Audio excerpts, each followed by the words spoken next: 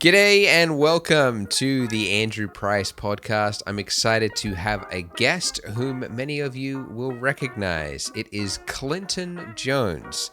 Clint is a YouTuber with almost 1 million subscribers, creating tutorials and explainer videos for Cinema 4D, Unreal Engine, and 3D in general. Before that, he was part of the Corridor channel, reacting to VFX and creating short films that you may have already seen.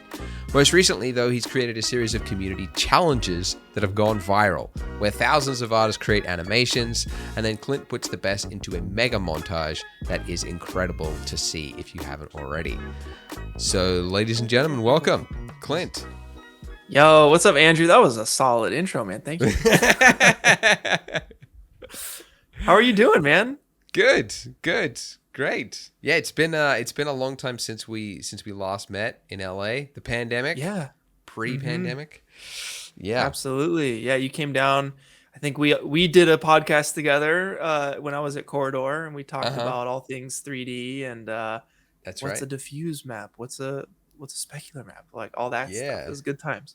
Yeah, I'm glad we met up, because then you guys invited me to do the VFX artist react thing, which is like, oh, that's right. Okay, that happened such too. a cool yeah, series. You came on for the Lego. We did Lego movie.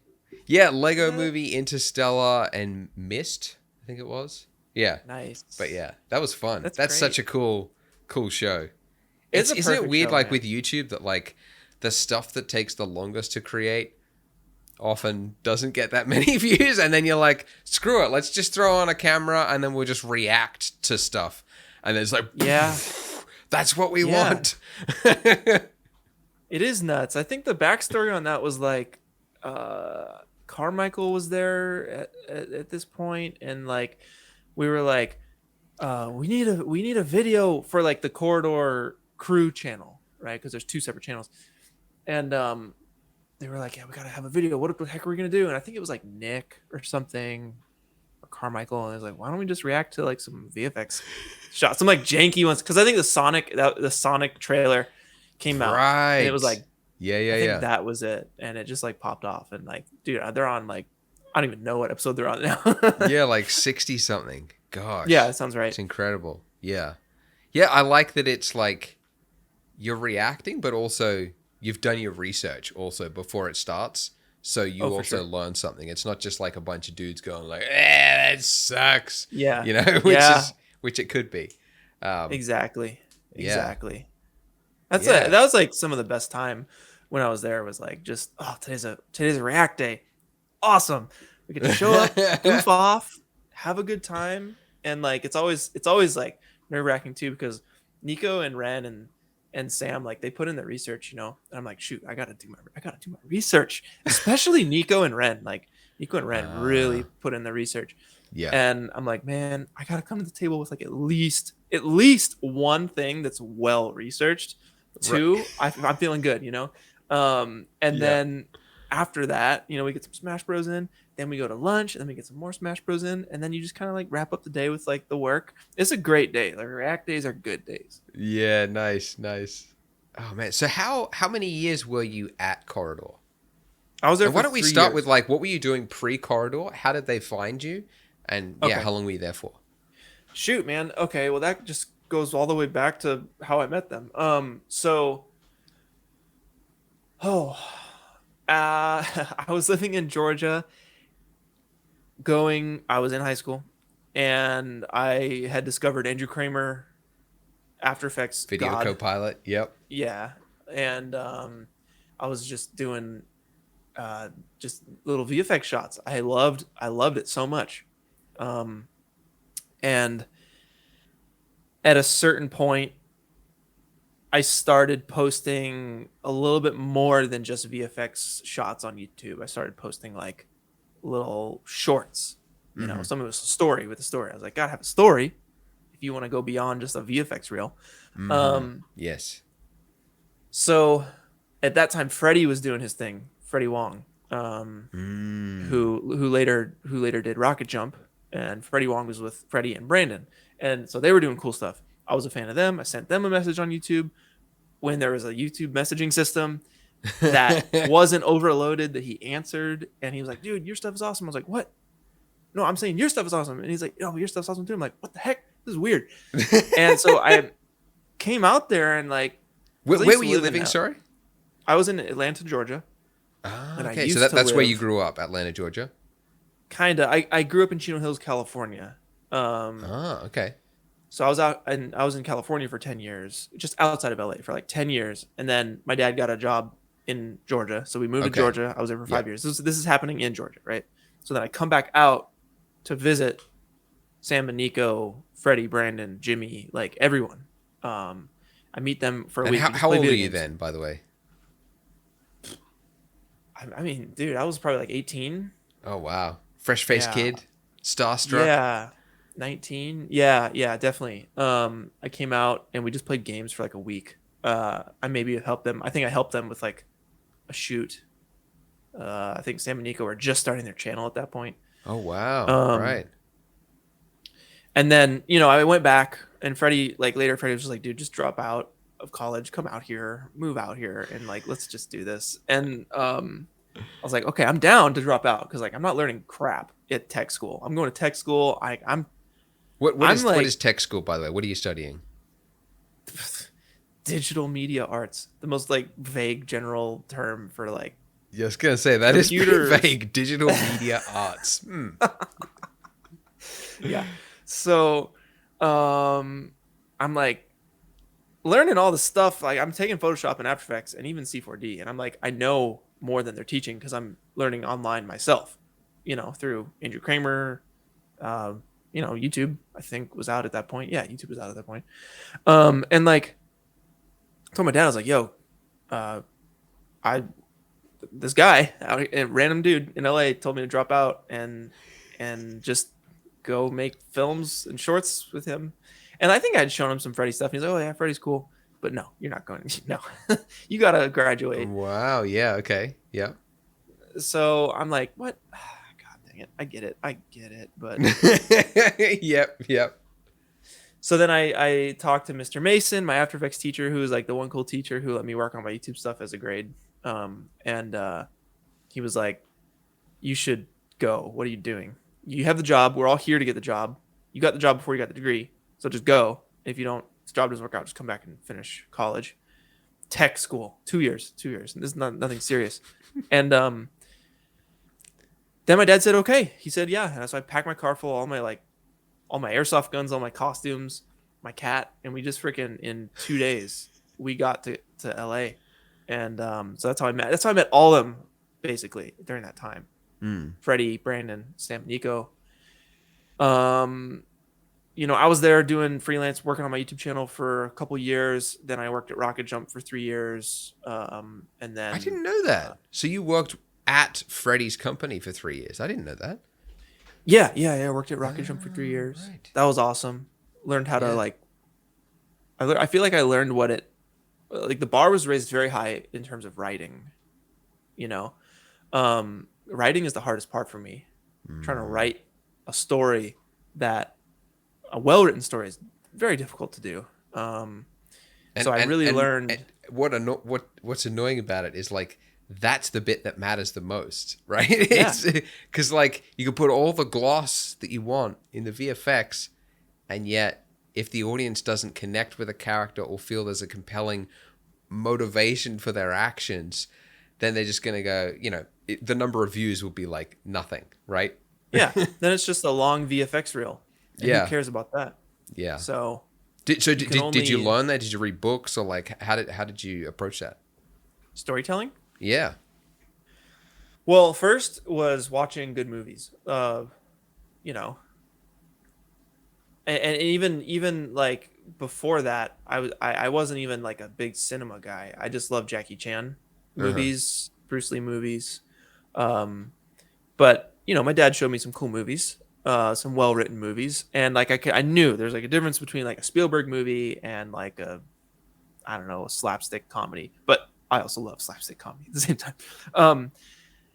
So I was like, okay, so like this is how a good movie feels like. Crazy. Why? How does it feel that way? And I'm just very curious. I'm very interested in like, I want to get better at storytelling, at making movies. I want to direct movies. That's what I want to do. So, and it's been like that for the longest time. So I'm like digging into books. I'll do whatever. I'll do whatever I got to do. There's a book, Story by Robert McKee. That's a good one. Oh, that's Dialogue by good. Robert Yeah. McKee. It's a good one.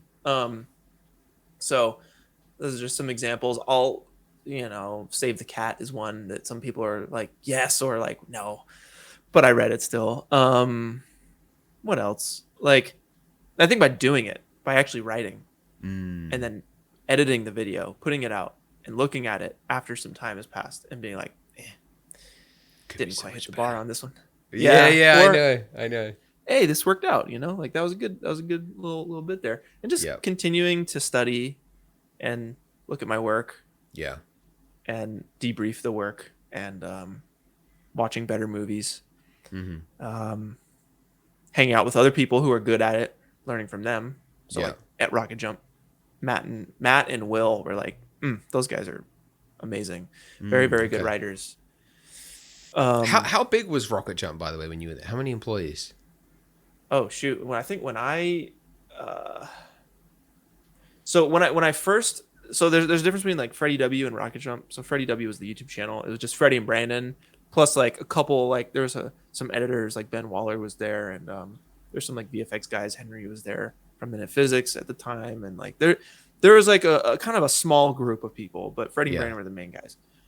And then when Rocket Jump popped off, that was like season 1 of Video Game High School. And there was probably like 26 people, 27 people there from like 0 to 26, 27. Right. And it was like, it was a lot. We got a building and everything. And over those 3 years, like we like upgraded the building too. So it was a pretty big production. I mean, big in terms of like, I don't know. It's not like Intel, but 27 people. Right, but from nothing. Yeah, and especially like pre-YouTube, really, in a way. It like YouTube today is completely different to how it was. Oh, 100%. Yeah. So that's a pretty huge operation. Okay. So you were there for 3 years. What led you to leave? And also I'm kind of curious, what happened to Rocket Jump? Oh. So Rocket Jump, let's see. We did D404, I think was the last like big thing. Everyone's still doing stuff just individually. And I know that like Freddie basically transitioned. Freddie transitioned to a podcast. It's still under the Rocket Jump name, I believe. Okay. But he's doing Dungeons and Daddies with it's like a D&D podcast that he does with Matt Arnold, Anthony Birch, Will Campos, Beth, and maybe I'm forgetting one other person, Freddie, of course.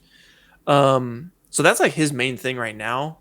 I also know that he I don't know how much I can say what his plans and what he's doing. I'll let him do that.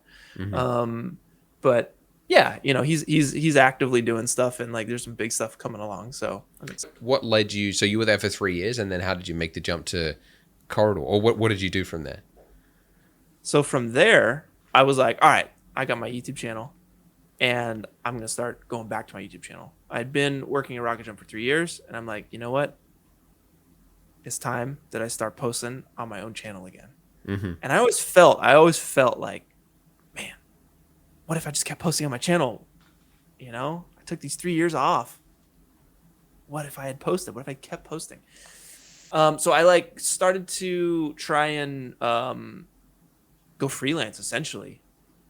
And it was a scary year because freelance was like, oh, it's working. And then by the time like December, January, February, March, it's like the payment went down.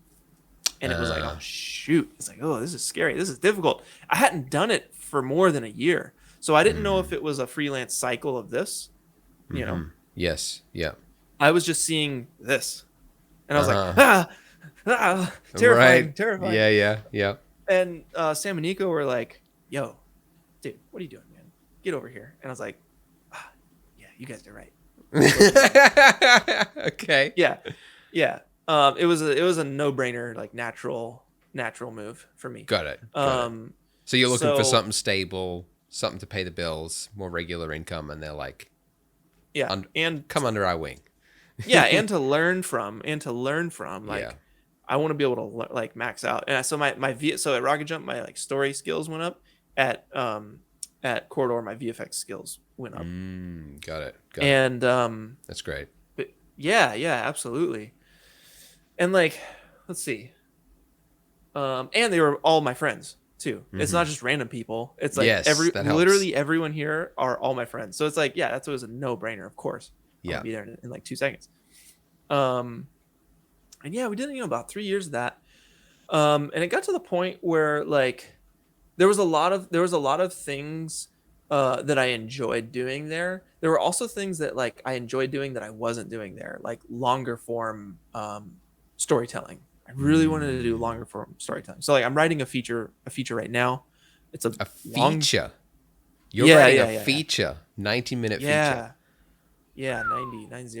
Yeah, it's tough. Holy it's cow. very difficult. Yeah. But that's what I want to be doing, It's like I want to direct action comedies, and like I can do a lot of different, well, not I can, but I mean, let's be positive. Yeah, I can do. I want to do I want to do a lot of different genres as well. And I think comedy has a mix of everything. It has a mix of drama. Like the comedies I enjoy, it has drama, even some scary moments, some like really serious moments. It has hilarious moments. And I just like that comedy has everything. And I love the idea of like the more effort I put into something with the people I love also putting effort into something. And then in the end, we could have something to show for it that will last forever. Like that. That's what I want to do, Right, I see. Got it. What sort of movies do you want to create? Like, what's an example of, like, what inspires you? Oh boy, a lot of stuff. I mean, I'd say I find inspiration from a lot of movies. But when it comes to action comedy, I think Stephen Chow is the king. Jackie Chan is Who's Stephen Chow? What's he done? Sorry. Kung Fu Hustle. Oh, okay, got it. Yep. Kung Fu Hustle. He did Shaolin Soccer. His like comedy sense is unmatched. I think the only person who comes close is Edgar Wright. Okay. Yeah, he's like the British version of Stephen Chow. So like, yeah, okay. Yeah. So Scott Pilgrim is an incredible movie. I love Scott that's Pilgrim. really good. Yes. Shaun of the Dead, like all that stuff, Hot Fuzz, Visual I thought comedy. Baby Driver was visual comedy, slapstick, kind of comedy. That's comedy to me that is universal. That's true. You can just mute the movie, but you can still love and laugh at what you're seeing. Yes. So like Buster Keaton and Chaplin and all those guys, like Jackie Chan was inspired by those guys, which is why Jackie is so good, and he maxes it out. Yeah. So I just love action comedy, good action with good comedy, with heart and good characters, with like, with a purpose and so that's kind of what I'm looking at when it comes to comedy. There's a lot of other great comedies too, like Dumb and Dumber is a freaking classic. What did I see recently that I thought was really funny? I don't know. Did you watch one of the VFX nominees this Oscars? Free Guy. That was a action comedy. Yeah, with Ryan Reynolds. Wait, I did not watch that. Oh, okay. Oh, well, there you go. Well, that was I don't know if it was really. I don't know. It was definitely action comedy, a little bit of romance, lots of VFX, surprising amount of VFX actually. I heard that was like really bad. Was that the one that was really bad? In VFX or the movie? No, the movie. No, I watched it. I was actually planning to make a react video for the Oscar nominees. So I ended up I ended up researching everything over the last week, watched great. All the movies. I sat down with my wife and watched Free Guy. My wife loved it. I thought it was, it was a, pretty.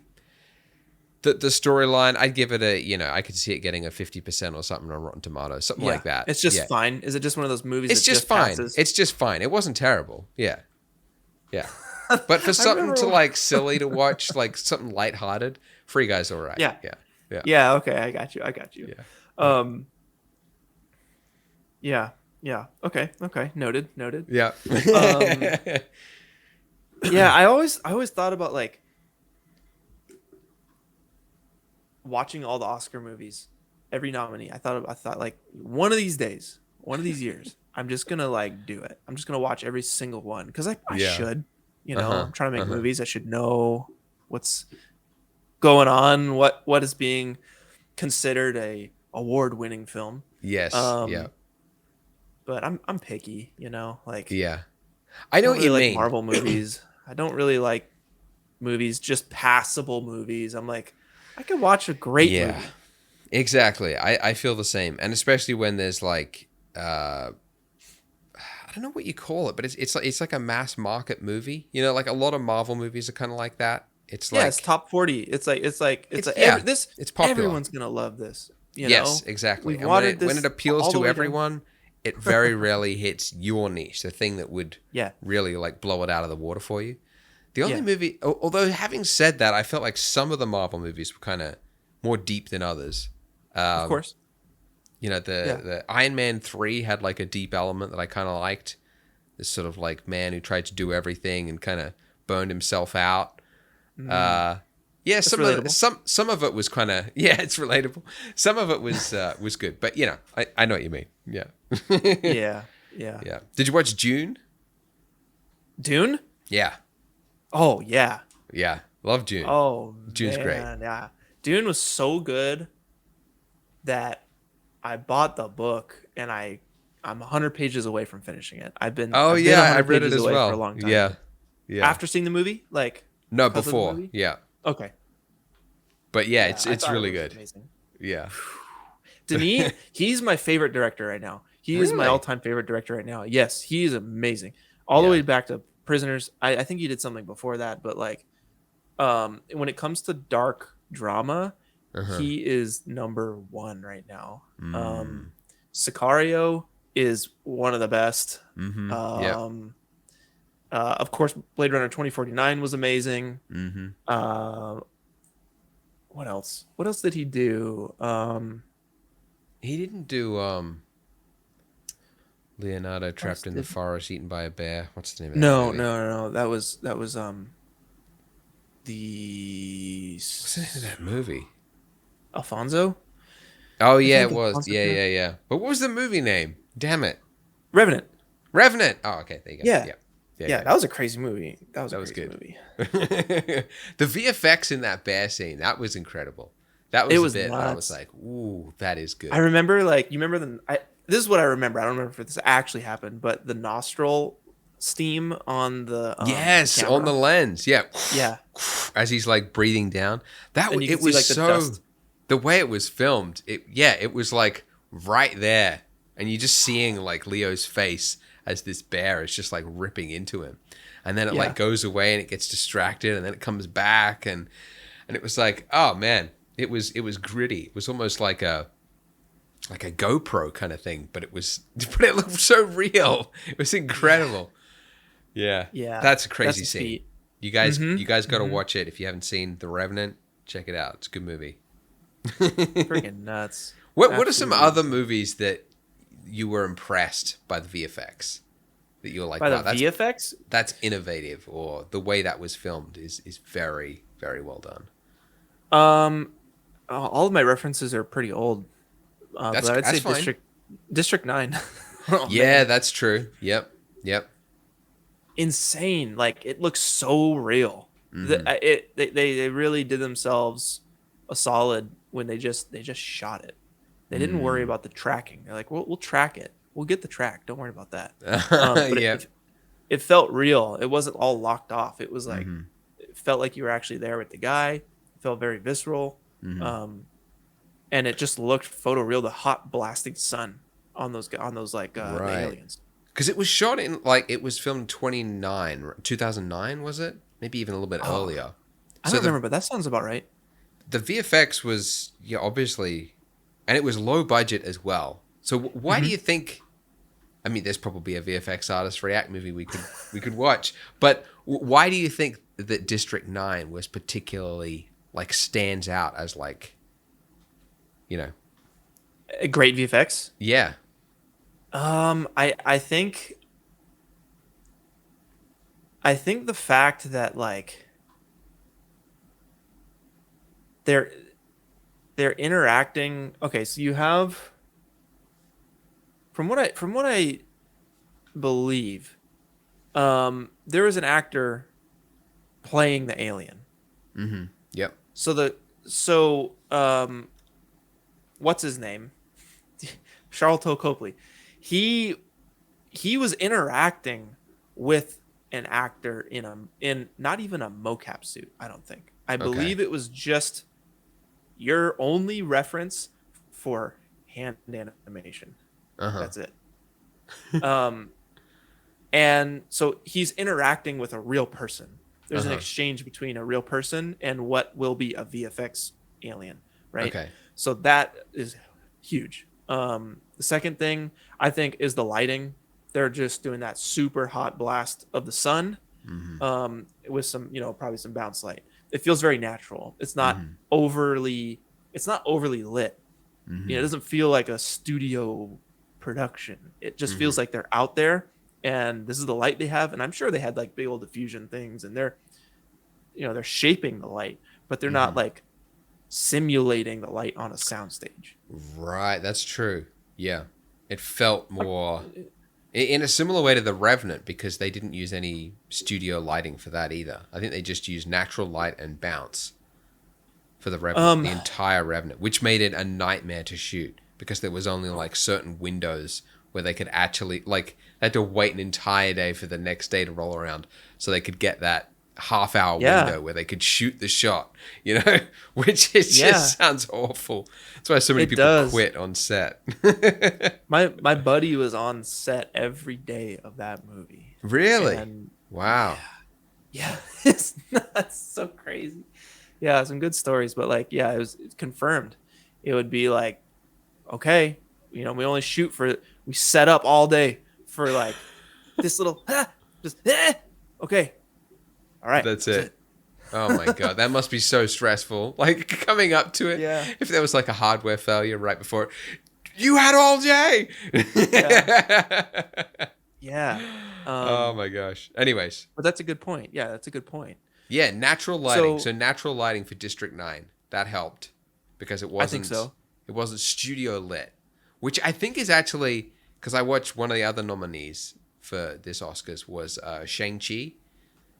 And Shang Chi, yep, solid. Yep, that was solid, except for the ending, the last big dragon battle scene on the water. Yeah. That was it was all basically shot on it was shot on a sunny day, but then they shot it through. They put like huge diffusers up, so everyone, and then they just made it look like overcast. And yeah, it didn't work. In my opinion. Yeah. The way it all sort of fit together at the end. They also added in heaps of fog between the characters, and it just didn't look right. It was really messy. Like even my wife was like, this is a mess. Oh, man. Yeah. Yeah. I think for me, Marvel movies are tough. Because I'm, like I said, I grew up on Jackie Chan. When he's doing it for real. Yeah. You're watching a guy do this for real, and you're like, this is incredible. And then you compare it to all right, everything else is fake. The only thing that's real is this person on a wire and a green screen, and then everything else around them is like fake. So this isn't happening. Yeah. This isn't real. Yeah. And it's like, well, yeah, of course it's not real. It's a movie. It's like, well, have you seen movies where they do it for real? Do you know, there's a difference. There's a big difference. Yeah. And it hits you differently. It feels different. Yeah. Actually, Spider-Man No Way Home on the bridge scene, I think because of the pandemic, but they couldn't get as much shooting as they want. They did actually build a part of the bridge. Scene? Which scene? It was in the first bit of the movie, the bridge scene, where Dr. Rock comes out of the bridge and throws cars at Spider-Man. Yeah.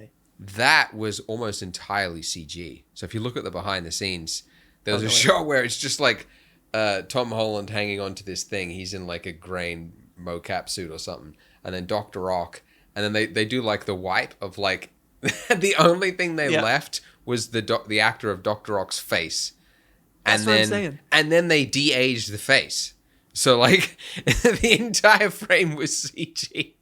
That's hilarious, dude. That's hilarious. I mean, there's nothing wrong with it. It's just a different. I'm just like a stickler for like I love when movies do it for real, and like that's why I'm so amped for Top Gun. Dude, I'm so amped. I don't know anything about it. Tell me about it. Top Gun. Well, okay, here's what I know. Tom Cruise was like, "This ain't happening unless we do all of this for real." And of course, there's some VFX in there, of course, but like, dude, most of that movie, when it comes to the jet scenes and flying cockpit stuff, they're up there and they're hitting those G forces and they're doing the maneuvers and No like way. they're filming real pilots doing that stuff. And like, I'm such a sucker for high intensity kind of stuff with like good sound design. That could be good. And oh yeah, for sure. Like when's for example, that coming out? Do you know? no one knows, dude. It's been like Really? that movie has been like trying to come out for years, and I'm just all I know is I'll be there at IMAX. Like I'm ready to get my ears blown out for it. I'm ready. I was gonna say like haven't I seen like a trailer like a couple of years ago or a teaser or something with Tom Cruise talking about make sure you turn off the refresh rate on your TV or something like that. But like that sounds right. Yeah. Anyways, so Top Gun. I gotta check that out. That sounds good. If it ever I just love it comes when out. they do it real. It's like That's interesting. You're a VFX artist who loves it when they do it for real. Yeah, man, definitely. Yeah. And then use VFX to make it look more real. Like do it for real with assistance, and then VFX out the assistance. Like that. Right. That's good. That's good. So I was gonna say, when do you think VFX does it? Like when is what do you think has led to so much bad VFX that's led audiences to say, I hate CG?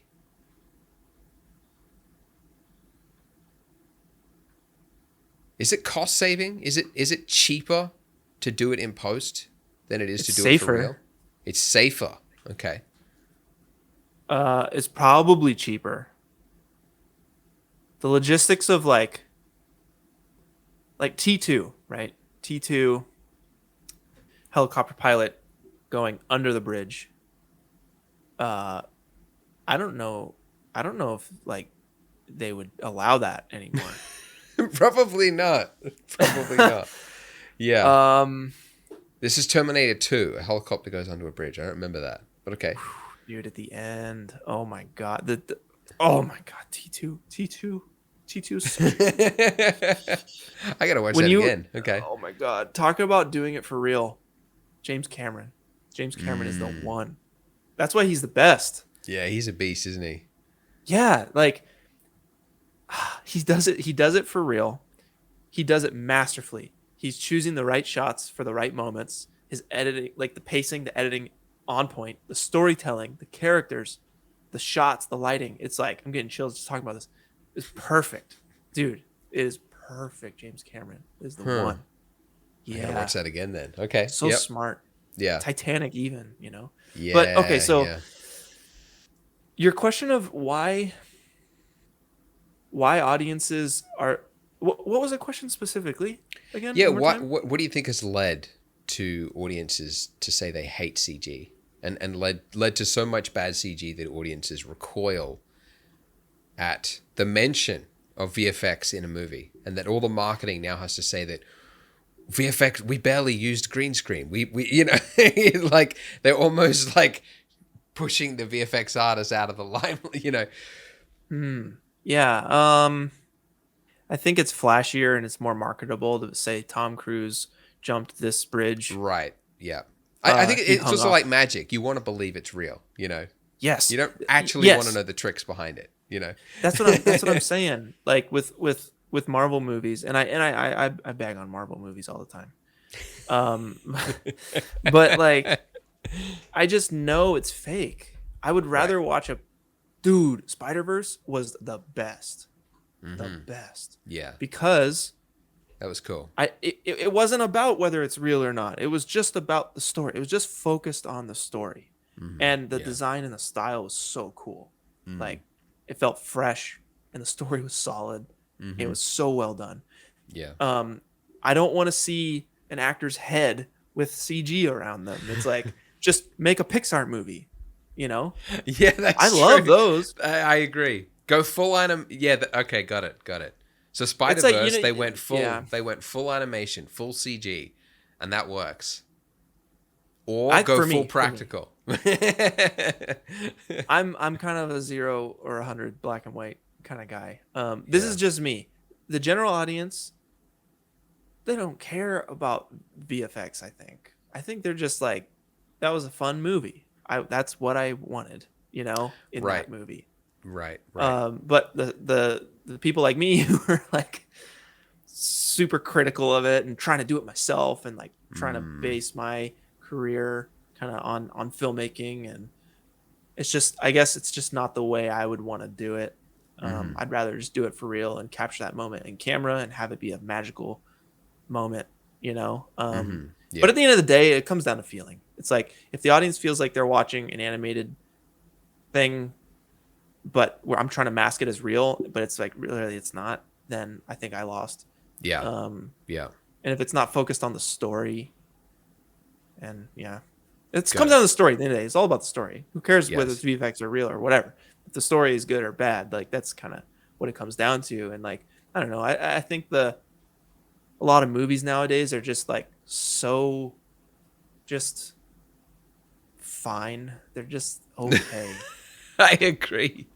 Yeah. That's a good description. Movies today are just fine. Yeah. That's Anthony Birch, dude. Anthony Birch, when I was working at Rocket Jump, he was like, all movies are just fine. Like, it's just fine. Most movies are fine. Like, they're not bad. They're just fine, Yeah. Yeah. I agree. Hey, do you want to see something cool? I'm talking to you, just the listener. We're going to get right back to that podcast in a second, but if you turn on your video now, then you can see some of the new assets at Poliigon. I promise you they look cool, so you'll want to see it. Our mission is to help you create photorealistic renders faster, which we do by giving you models, textures, and HDRs that are production ready, so they don't need any changes when you add them to your scene. We recently came out with a brand new collection of PhotoScan decorations. They're available in like ceramic, concrete, and clay options. And we also just released Wicker, available as assembled game-ready textures and also standalone textures that can be mapped to real geometry, which is a problem you will have encountered if you've ever tried to make wicker furniture. Not to mention that we've got loads of terracotta tiles, food, stone veneer, and that's just in the last 2 months.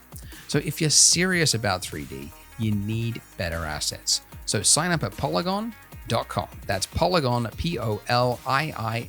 Poliigon.com, or click the link in the description. And that's it. Now, back to the podcast. I know it's actually like an ongoing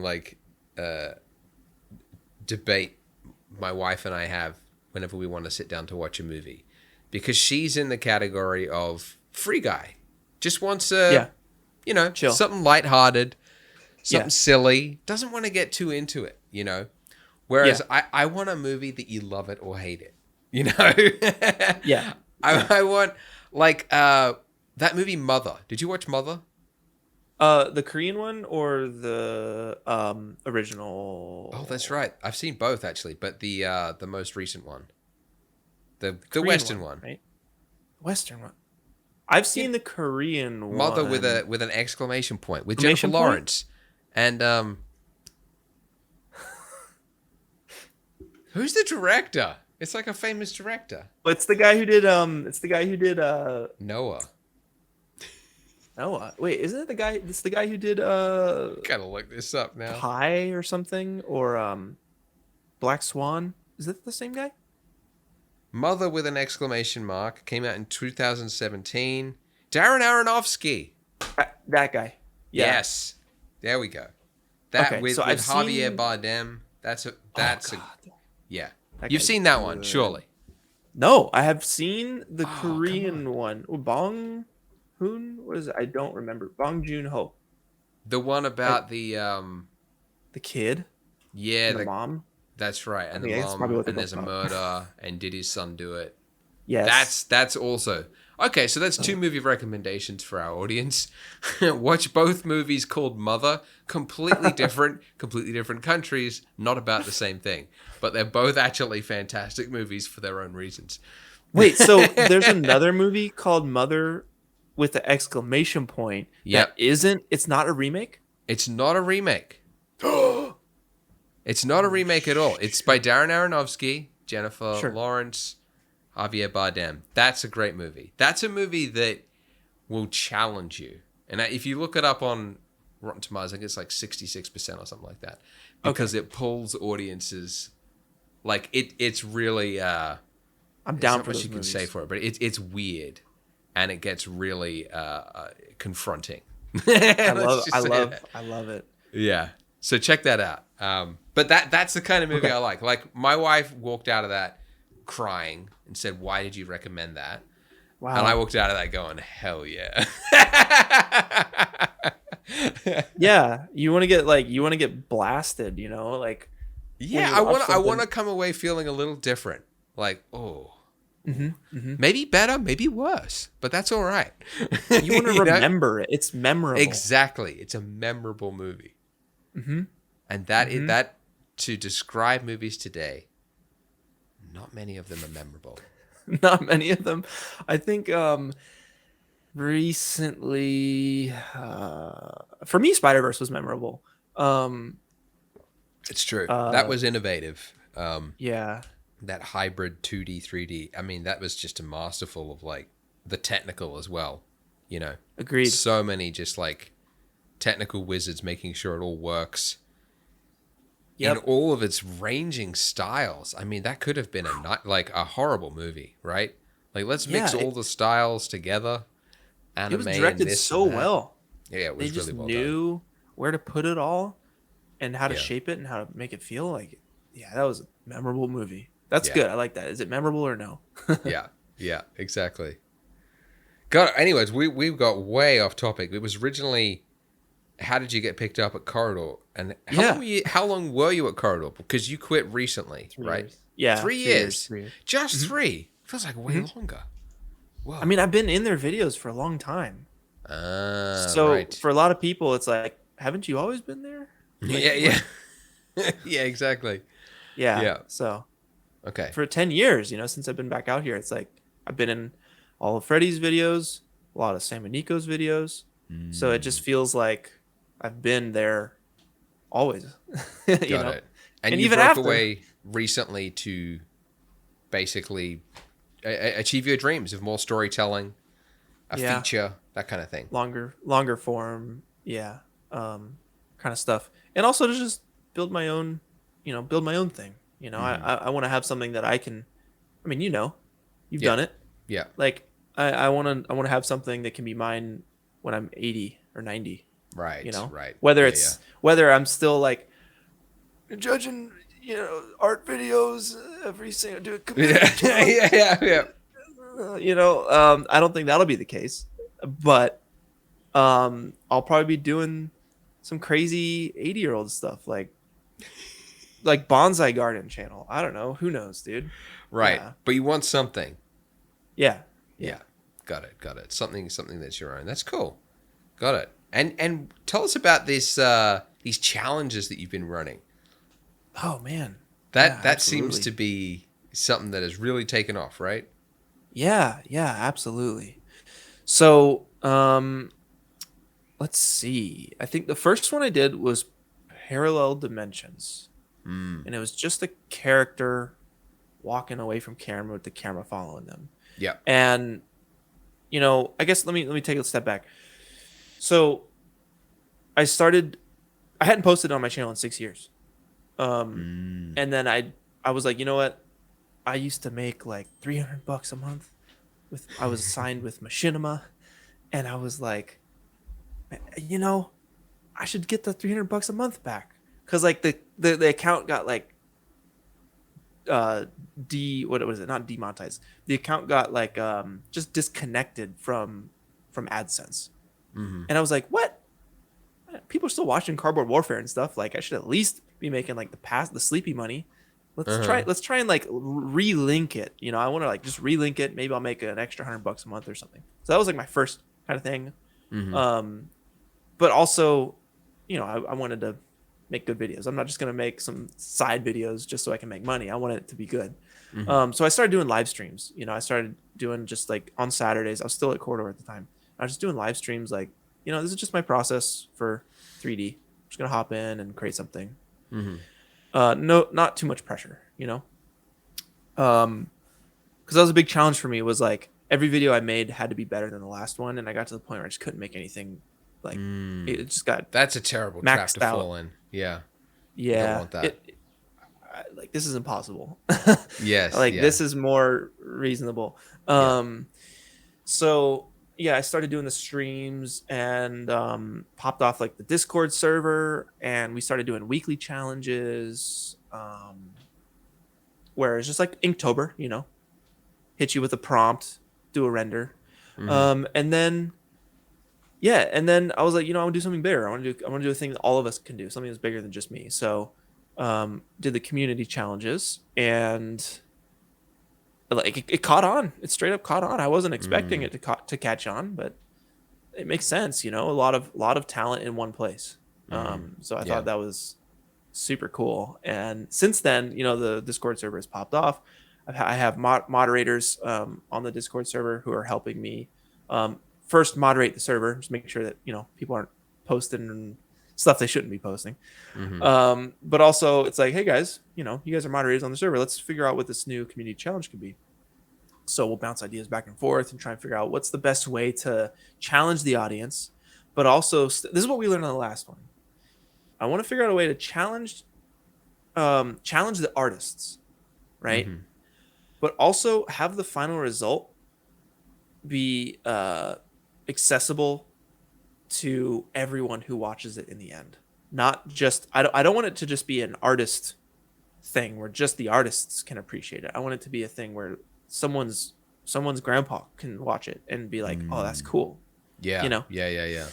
Which I feel like that your first ones did that for sure. Well, most of them do that, right? Yeah, I think so. Yeah. Some more than others. The sideways walking one definitely did great. The best. That was great. Yeah, love that. And like we thought about it, we're like, well, why didn't the sideways, or why didn't the ball one, the one where the ball's just going down? Yeah. Why didn't that do as good as the walking one? I was thinking about it, like, well, man, it comes down to thumbnail and the idea, and like, if your thumbnail doesn't like clearly communicate what the idea is and get the audience, the general audience, excited about what they're about to click on, they're not going to click on it. Exactly. Yeah, definitely. Yeah. I think also it was a human element versus a ball. I think it's much more relatable. Yeah. That's the second one. But also I think it allows for more like creativity, because you get a lot of artists, because I ran a few competitions on Blondie Guru over the year. I mean, I haven't done one in a long time, but I know that there were like certain themes that you picked that made more people want to participate just in the concept, or like, it's this word or this thing. So getting as many people on board as well, I think is a hard part. Yeah, because you want all the artists to like feel like it's not too much of a challenge, to where they like, because this one we had 5,400 people click the checkbox to say I read the rules and I'm downloading the files now, but only about half came through and submitted. And out of all the other challenges in the past, that's the biggest gap between people who said yes to like, let's do this, and people who actually submitted. Yeah. And we're thinking like, what was it? Why? And I think it's because the mandatory character, was as close as they ever were so far in these challenges. And a lot of people are not good at characters. Interesting. And animation, because there was no mocap data provided this time. There is no unifying character this time. It's a window and motion of the vehicle they're on in the background. That's the unifying element. And so they had to animate their own character. I didn't know that. Yeah, they could do it however they wanted to, but yeah, that's so. I think that was yeah. Well, that's still. I mean, what you said, 5,400. Say I'll download it, but then only half submitted. Just about. Yeah. That's still a crazy good success rate, I would have thought. Half. I think so. Yeah. Yeah. I mean, that's crazy. I mean, I think even people who purchase books you wouldn't get 50% who actually read it. That's pretty crazy considering the time commitment. But yeah, I mean, I love it, man. It's the most interesting content in the 3D space, I think. When that montage video goes up and you've just got the 100, best. Yeah. It's like, oh man, it's incredible. It's so much fun to edit. It's so much fun to like get them to like see, oh, we got some new submissions today. Yeah, nice. Oh, this one looks well lit and well rendered from this tiny preview. I can't wait to, see it in its full glory. Yeah. It must be a lot of work. Is it getting it all together? It's a ton of work. It's like a 4-month thing from like whoa, to dude. Oh, yeah. Is it really 4 months? Yeah. Mm-hmm. Holy cow! What takes the longest?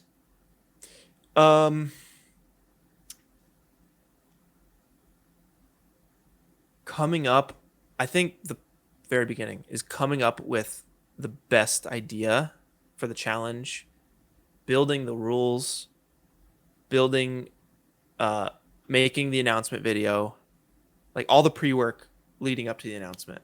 Mm-hmm. We have to like type out all the FAQs, type out all the rules, make sure they're clear, specific, not too overbearing, you know. Mm-hmm. You have to lock all of the sponsors and get all the prizes set up. Mm-hmm. So that takes time too. So it's like a month and a half of like pre-prep basically to get it going. Once it's going, you have a month for the artists to do the work, and that's when I'm like streaming every week just to like, do my submission to help artists along. But also in between all that, I'm like trying to lock a musician to do custom music. I'm trying to lock judges who can like live judge with me. I'm like, what else? That's crazy. Build a submission link, for artists to like post their submission links to, and like have all their files automatically be renamed to a certain naming convention so that I don't have to type all the credits out manually. I can just run a script and have it, and Sypo on my server. That guy's amazing. He just builds that out. So it's like, that's great. I have help. Yeah, it's nice. Yeah. But it's a lot of work. That's insane. Sure. That's crazy. Yeah. Yeah. It's community challenges and like involving the community is fun, but man, it's especially when you get it wrong. Like you ask people to do things and then you forget to do so, and then it just multiplies the amount of work, Yeah. I had this idea last year of a community donut NFT. Oh, yeah. And so I said to my community, everyone's got, you all watched the donut tutorial, you made the donut, it's sitting on your hard drive, send it to me. I'll put it in a giant collage, and then we'll render it out, and all the money raised will go to Blender, basically. That's the idea. That's great. Still hasn't come out yet, by the way. It's been a year. So are you working on it? Clock is ticking. Yes. Okay, sweet. So I'm making basically I've realized I got to make a video talking about NFTs in general to explain all of the many reasons people hate them and reasons people love them. Because if I don't, I think I'm just going to get just crapped on forever, because I can't do any promotion because it would just get downvoted to oblivion. Yeah. Okay. So what are what can you say now? Can you say like what those things are? Why you think those things? Oh, yeah, we could talk about that. NFTs. How much time do we have? What do you want to limit it to? 10 minutes? Because we can NFT for till the end of this thing. Are you thinking of making NFTs? I've made 2. I have a third one. You have? That's yeah. Incredible. Okay. How did they go? The first 2 are freaking great. Yeah, they knocked it out. Yeah, that's amazing. Awesome. Could I ask how much did they sell for? The first one sold for 20 ETH, and the 20 second one ETH. Yeah. 20 ETH. Yeah. What is that in US dollars? Dude, it was like at the time it was something, but now it's like more than that. I don't know, like I don't know. What's it at right now? 100 grand or something? Did you really sell your first NFT for 100 grand? It wasn't 100 grand at the time. I think it was like 25K at the time. Well, that's insane. Yeah. Okay, I got to look that up. Was it your Walking Man, the one from the alternate reality? Was it that one? It was the one from Parallel Dimensions walking straight ahead in the swamp. Ah, got it. Volcano. Yeah. Right, got it. 25 grand. Well, congrats, man. That's insane. Appreciate Yeah. it. And then Oh yeah, go on. oh, and then there's a second one. I think that one sold for like 6. Nice. ETH. That's incredible. And then I have a third one that's still for sale. Like I don't. Oh really? It's like No way. It's been on sale for like half a year, and I think wow. I butchered the marketing on it pretty hard. So I rushed it. I was like in the middle of a Alaska trip, and I was like, uploading. Okay, finally it's uploaded. Let's go on this trip. Oh my god, So like I didn't like. Oh, interesting. You didn't do a lot of marketing. Okay. Yeah. Got it. How are you? Where are you at right now? Yeah. So NFTs have been, like a lot of artists, it was this giant gold rush, right? And 100%. there was a lot of headlines of just artists getting super rich. Mm-hmm. And then there was, overnight, a lot of artists that were scamming people, or NFTs were bad for the environment. And they've basically now like if you sort of asked the average person, what do you think of NFTs? They'd go, oh, it's a scam, Yeah. It's people have decided that fact. And the truth is, we don't get to decide what is valuable and for anything, whether it's a pair of sneakers that are valued at, thousands of dollars, or it's a baseball card. The market decides. And so it's this weird thing of like, it's true. There is no tangible value here, right? It is a token that is associated with an artwork. It's not even the artwork. The artwork's hosted somewhere else. It's just the token that is related to that. It's the artist's promise that is the one token that relates to that. So it's this, it's like, yeah, that sounds pretty stupid. And yet if society believes it, it's true, It's like if aliens landed on Earth tomorrow and we handed them a big fat stack of US dollars, they might just use it to start a bonfire, There's no reason money has value. Same with gold, diamonds. It's the stories that we believe that give it that value. So really, if enough people believe that NFTs have value, then they have value. That does put it in an odd place, though, because then you've got something where you have it incentivizes the people who have NFTs to evangelize it to others, right? In much the same way that a lot of multi-level marketing schemes do, right? Yeah. Evangelize, get more people on board. But a lot of products start out that way as well, like the telephone that was evangelized. You don't have anyone to call unless you tell your friends to also get a telephone. So it added a productive value to society, and that's what made that a success. So I think NFTs will be around. That's basically the short answer. Because they add productive value to certain buyers, not all buyers. There's basically, I explained it in the video, but there's 3 types of buyers. You got the investor making smart, calculated buys on, certain artists, blue chip artists, whatever. They're just trying to diversify their portfolio. And then you got gamblers, which is probably the biggest, most vocal section. They're on multiple Discords. They're on Twitter using acronyms and emojis, and they're playing a casino under a different name. The third type of buyer, that's the reason I think NFTs will be around forever, is the diehard fans, right? It's the people that are buying signed football jerseys for thousands of dollars, or limited edition vinyls or sneakers. They don't have any value other than the story that it gives that person, the belief that they are the part core of this audience. community. Yeah, exactly, right?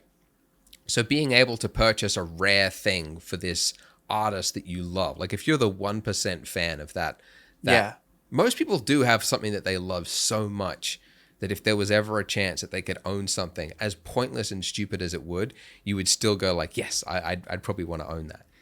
What's your thing? Who is that for I you? don't What want to is that? say because everyone hates him. Kanye West. Oh, okay. I'm a huge West fan. Yeah. Okay, got you. Yeah. As got you. narcissistic and egocentric as he is, I think he's a genius. I got some friends who are like same as you, 100%. Oh, They're like, really? anything he does, he's the one. He's the Yeah. king. Yeah, for sure. So like Yeah. on that front, like if he was to release I don't know, like one of his songs, you could own one of his songs or a token of the song out of 100 or, whatever, I'd probably buy it, just to say like I was the super fan, right? If you got to, and that's the other thing, like the social networks and all the other platforms we use, they haven't caught up yet to this thing. But I think once it does, then being able to signal your fandom of a certain thing will be really important. But yeah, being able to show like, I got that song, or I was there on that day and I got that sale, or this little thing that everyone else finds stupid and pointless, I own that little thing. Not for resale value, not for investment. It has that, which is a nice a plus, but it's not the reason that you would purchase it. Yeah. So I think that's where NFTs will grow into. And we already know that they're going to be around because all these other industries already exist. Cameo, right? It just lets artists connect with their fans, or celebrities connect with their fans. You got eBay with all of its memorabilia sales every year. Facebook, social networks are basically a way to signal what you love. The new car that you purchased, it's all shallow stuff, but it means something to us, to society. So I think that's why NFTs are going to be here forever. Yeah, people like collectibles and people like showing off what they own. I think, it's the same reason that we have bookshelves or like DVD racks or Blu-ray racks in our house. It's like, you don't have those up.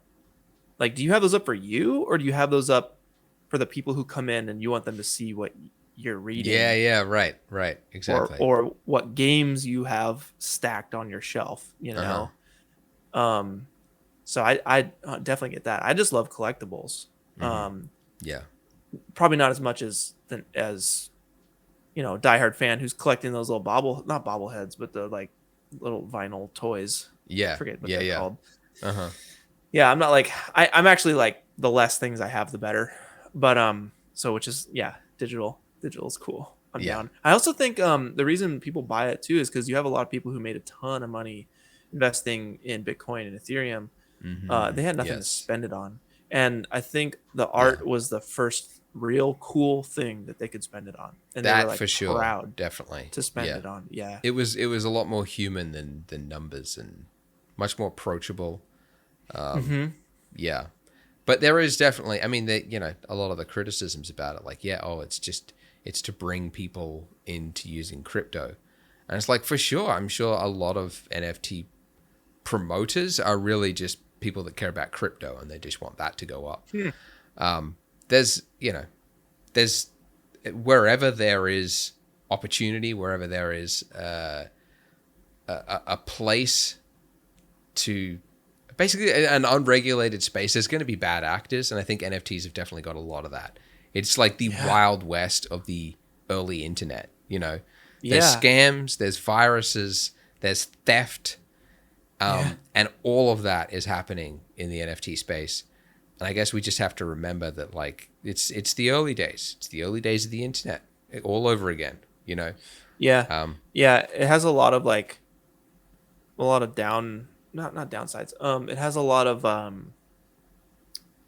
irresponsible people doing irresponsible things with it. And I think it needs more wins. It needs more big wins. Yes. I think. Yeah. And I think the charity route's a good move. Yeah. As well, like what you're doing. Oh yeah. Solid. Give it to Blender. Yeah. Yeah. I was thinking. I mean, I was going to be like a donor for Blender anyway. Become like a gold patron or something.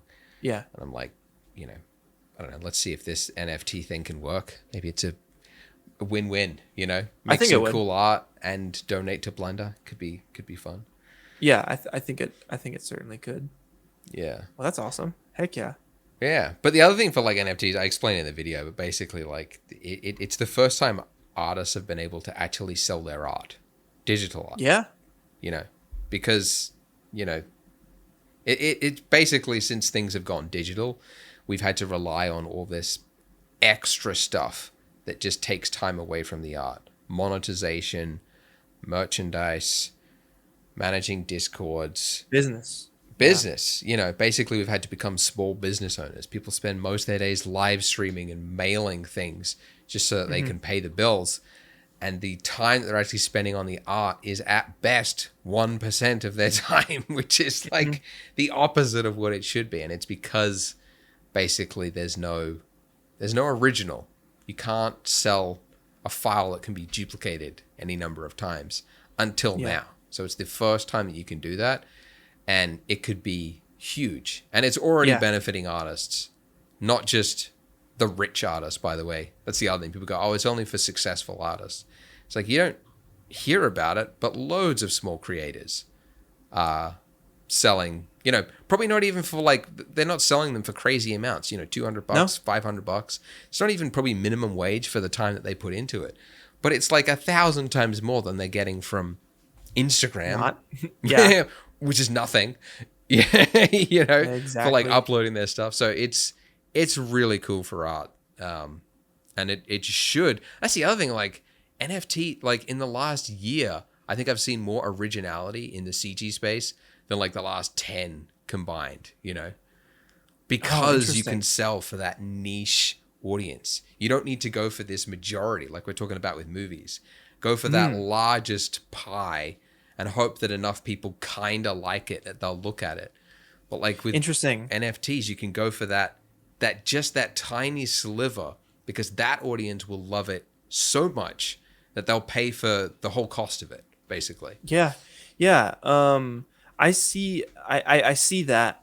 I also do see like a bunch of copycats too, with like the what is it, the like the PFP, the profile picture. Oh yeah.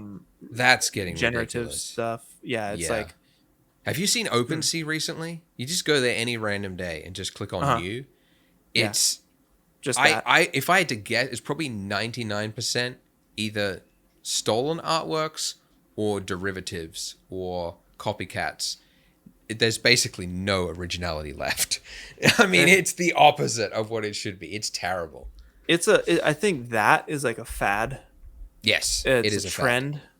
That like did really well with like, I think, was it the CryptoPunks and then the Bored Apes, and then like Bored Apes went crazy. That's probably one of the most successful versions. And then you had like the Mechaverse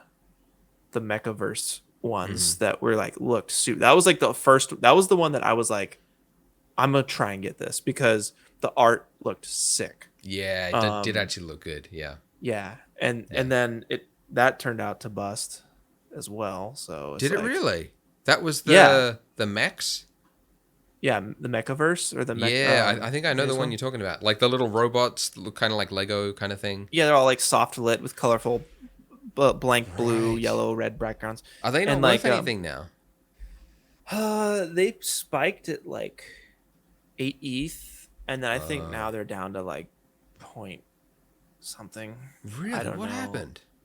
That's crazy. So this is another thing where I think there's a term for it, but basically the rug is pulled out from the audience, where it's like we promise like all this stuff. We promise, it's not just the profile picture. You're gonna get the print. You're gonna get the video game. You're gonna get level ups. We're gonna get all these different crazy things. roadmap that'll never be fulfilled. Yeah, exactly. It's the crazy roadmap that's not fulfilled, and like, of course, there are some that are fulfilled, but like, I don't think anyone has completed a roadmap yet, because they're doing like these like 5-year roadmaps. It's like it hasn't even been a thing for 5 years. So yeah, exactly. I agree. It's a crazy. lot of them are just tanking, and it's like, okay, you're not like, it's just like you bought your favorite video game, and its main feature is an online world, right? And then it's never online. No, it's not even online. So it's like, I agree. Okay, well, so there's a lot of that too. Right. And that's illegal. I mean, 2 guys got arrested by the FBI the other day. Really? Yeah, Frosty's NFT. They did a rug pull. Basically, it was a big thing. They made $1.1 million or something, and then just immediately just bounced. Oh, like they weren't even subtle about it. And I think Yeah. they'd made their names public. I think they were doing videos or something. So people knew who they were, and then the FBI is like, you can't do that. that's fraud, basically. I don't know the specifics of it, but it made the news. Yeah. Yo, get him. That's what's up. I'm down. I'm down for that. It's like, yeah, don't do that. That's great. So I'm just down. I'm down for the art. I'm down to just keep uploading my art. Like I'll upload my one-off pieces of art. I'll do. I was thinking about different ideas like 2 nights ago. Yesterday, I was thinking about ideas. Yeah. So like I'm still in it. I don't really blast out. I'm doing this. Because it's super negative feedback. But as long as it's like chill with me, you get a lot of negative feedback, don't you? Yeah. Me personally, no. But like in general, NFTs in general, absolutely. Yeah, absolutely. It's a real shame. I don't know how it happened, but artists have been told by journalists that somehow artists are the victim, right? Like does that make any sense? It's the opposite. But like artists feel as though they're being conned by being promoted NFTs when they're not going to buy it. But like if I'm an artist and I'm telling you, no, guys, you should care about NFTs. You should sell NFTs. Yeah. But I'm conning you somehow. And I mean, because it does make sense in the sense of like, if it was like, if there was no value to anyone and it was literally like, if we just all pretend enough, then it'll have value, then I would agree with that. But it does serve value to certain buyers. So it's going to be here forever. Yeah. So Beeple, right? He took an hour with me and he explained it. And he was like, this is how it works. And this is how you do it. And this is where you need to go. And like, this is it. And I'm like, dude, thank you. Nice. Nice. And yeah, he gave me the knowledge. And like the way I see it, it's like, you can either like, yes, it's confusing. And the majority of people are not going to do the work towards like the investment, right? Yeah. It's like, okay, what does it take to buy and sell houses on the housing market? That's a lot of like, I don't know anything about that. But some people are like, see potential in it. And they're like, I'm going to go figure out that thing over there. And then they do well. So I think for a lot of people, it's a scary question mark that it's like, this doesn't make any sense to me.